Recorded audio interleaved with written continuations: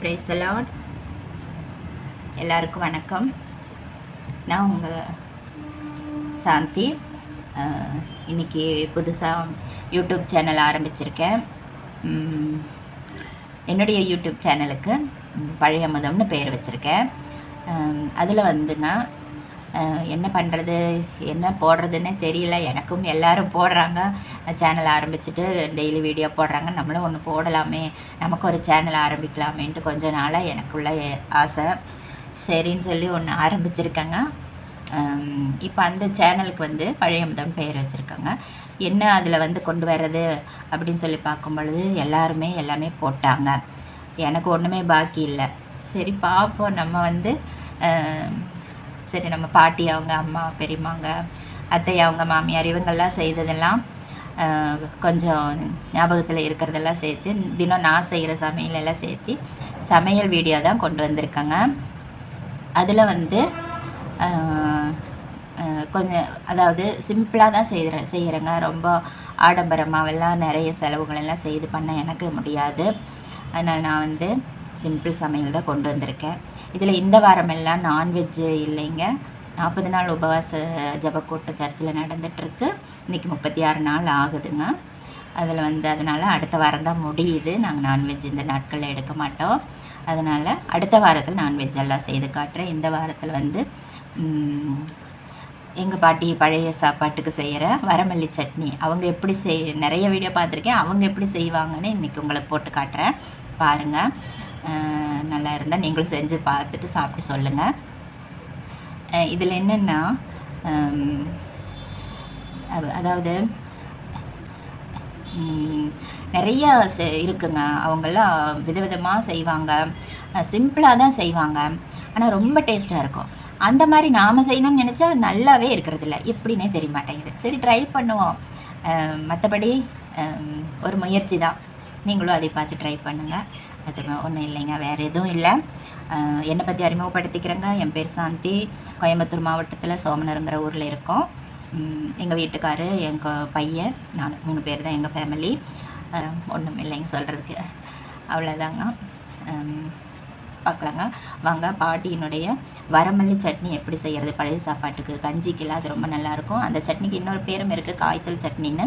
காய்ச்சல் வந்தவங்க வந்து அந்த சட்னியோட கஞ்சியோ சாப்பாடோ சாப்பிடும் பொழுது கொஞ்சம் அதிகமாகவே சாப்பிடுவாங்க, தெம்பு கிடைக்கும். மல்லியும் உடம்புக்கு நல்லது. அதனால் எனக்கு அது ரொம்ப பிடிச்ச சட்னி. அதனால் முதல்ல அதை செய்கிறேன். அடுத்தடுத்து நிறையா இருக்குங்க, கொண்டு வரேங்க. ஓகே, வாங்க வீடியோக்குள்ளே போகலாம்.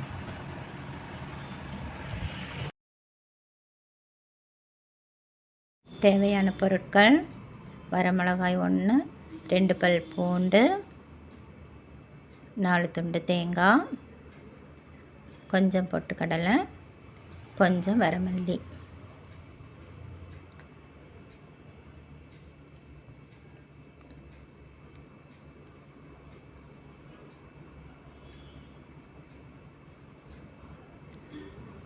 இப்போது ஸ்டவ் ஆன் பண்ணி எடுத்து வச்சுருக்கிற அந்த தேங்காய் துண்டுகள்,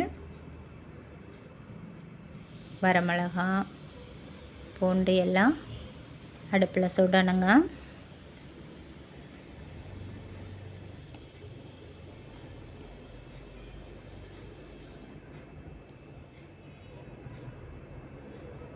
கரிஞ்சிராமல் சுடணும்.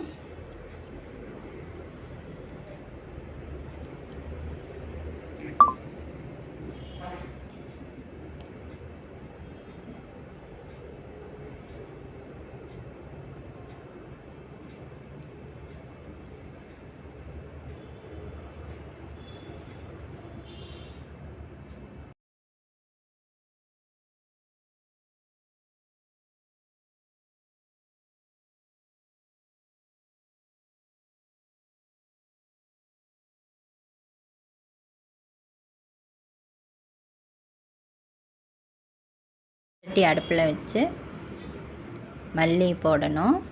எண்ணெய் ஊற்றாமல் லேசாக வறுக்கணும். தேங்காயை துண்டு துண்டாக வெட்டிக்கணும்.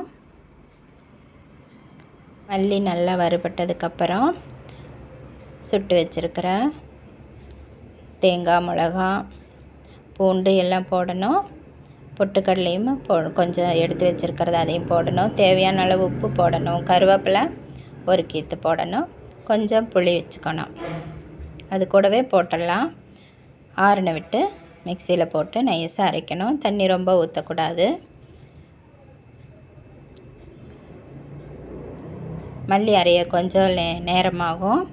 அதனால் கொஞ்சம் நேரம் நல்லா ஆட்டணும்.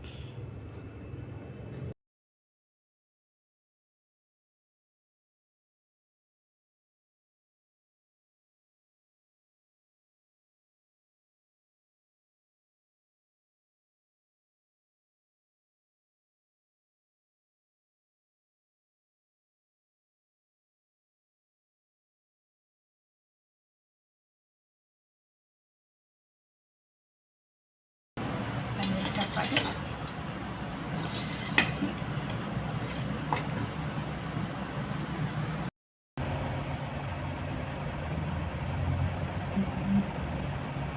மக்களே, இப்போ பார்த்தீங்க இல்லையா, இந்த மாதிரி எங்கள் பாட்டி அவங்க சட்னி பண்ணுவாங்க.